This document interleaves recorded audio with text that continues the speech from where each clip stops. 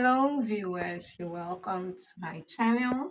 Today we are going to learn addition of mixed numbers. This method I'm going to teach you is only applicable to mixed numbers that have 1 as numerators.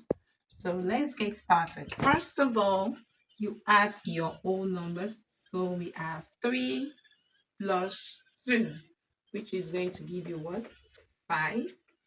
And then you add your denominators to get your numerator. So 4 plus 5 is 9.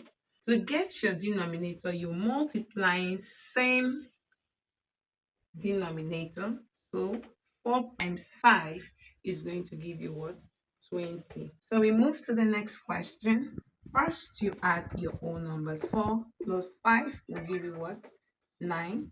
Then you add your denominators.